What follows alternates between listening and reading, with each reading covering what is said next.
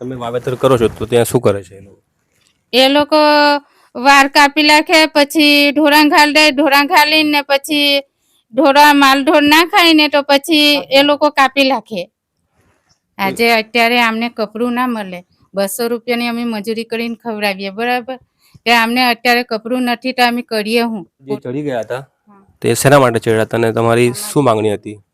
નર્મદા લાઈવમાં તમારું સ્વાગત છે. આજથી 1 વર્ષ અગાઉ 6 ડિસેમ્બર 2025ના રોજ પોતાની જમીનના પડતર પ્રશ્નના મુદ્દે વાગડિયા ગામના એક મહિલા અને અન્ય એક ખેડૂત કેવડિયાના મોબાઈલ ટાવર ઉપર ચડી જતા તંત્રમાં દોડધામ મચી ગઈ હતી. આખા જિલ્લાનું તંત્ર આ મોબાઈલ ટાવર નીચે એકત્રિત થઈ ગયું હતું. કલાકોની સમજાવટ બાદ બંનેને નીચે ઉતારી લેવામાં આવ્યા હતા. ત્યારે 1 વર્ષ બાદ તેમની માંગણીઓ કેમ પડતર છે અને તેઓને સરકારે આપેલી ખાતરીનું શું થયું એ વિશે નર્મદા લાઈવ સાથે તેમણે વાતચીત કરી છે.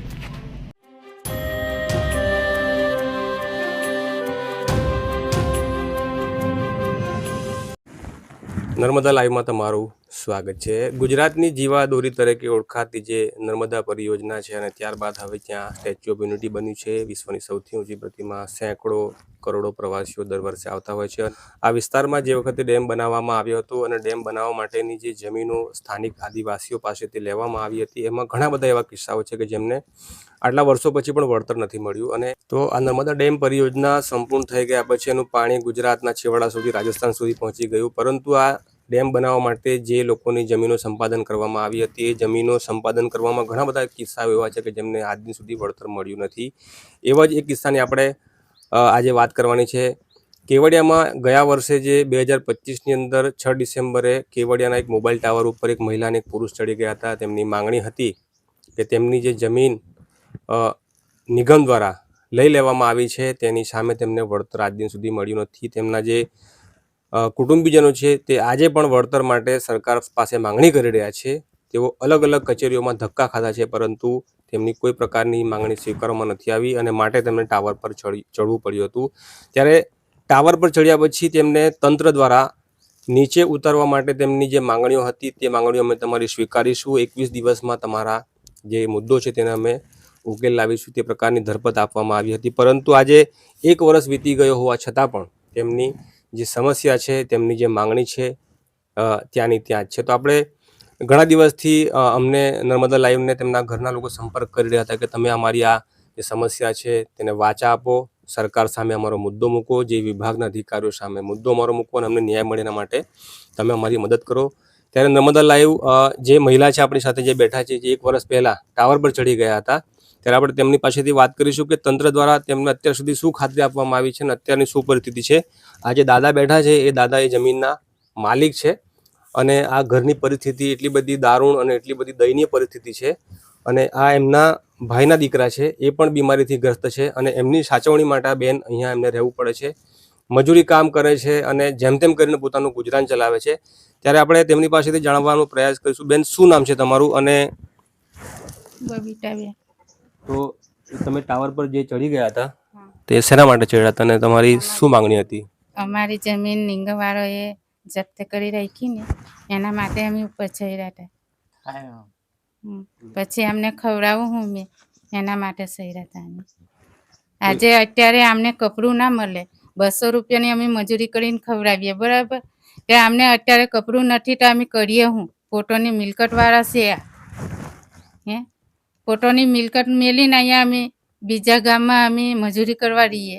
તમારે મિલકતને શું કરવાની છે સાહેબ?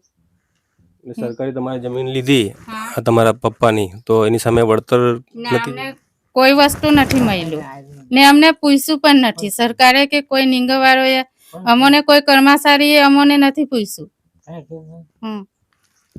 તો પછી તમે એના માટે ટાવર પર ચડી ગયો તમારી વાત સાંભળવામાં? ટાવર ઉપર ચડ્યા તે અમને સાહેબોએ એવું કીધું કે 21 દિવસને તમને અમે નિરાકાર કરી આપીશું એમ.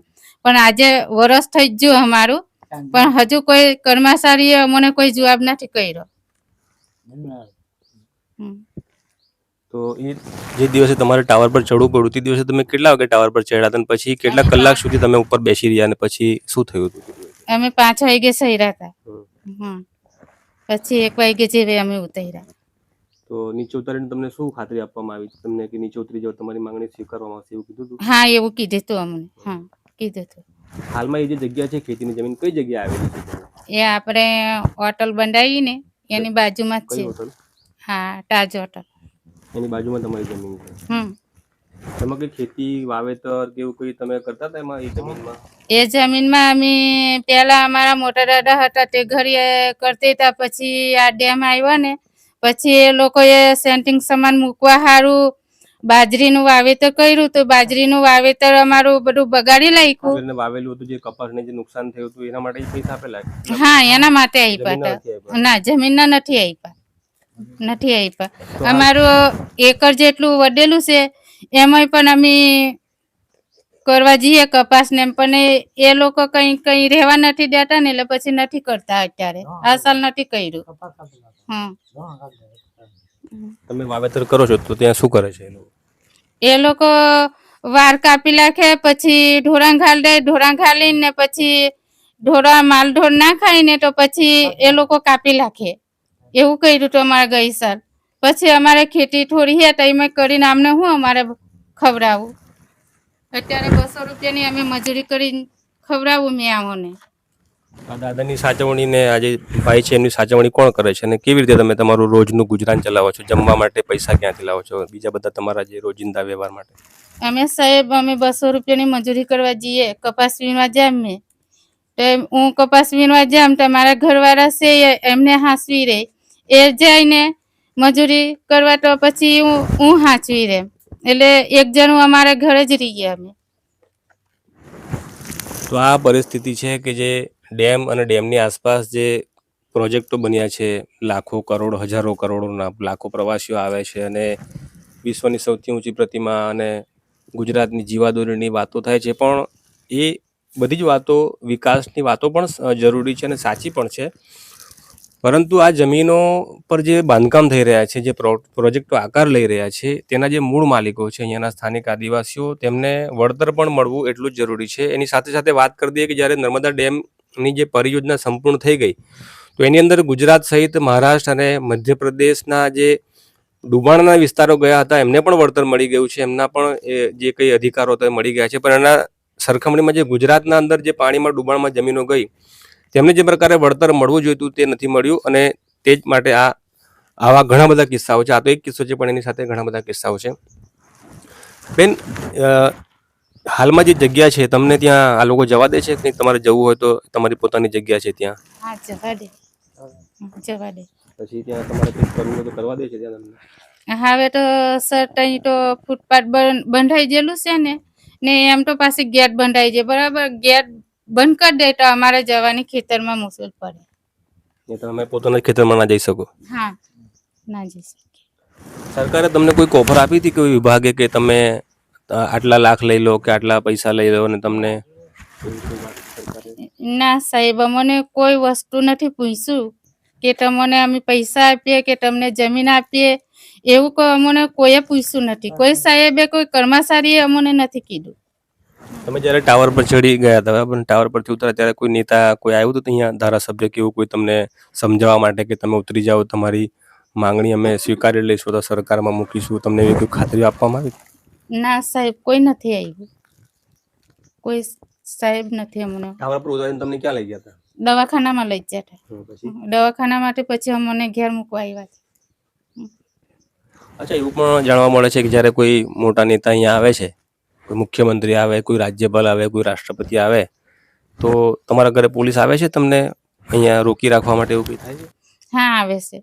શું કહે છે પોલીસ?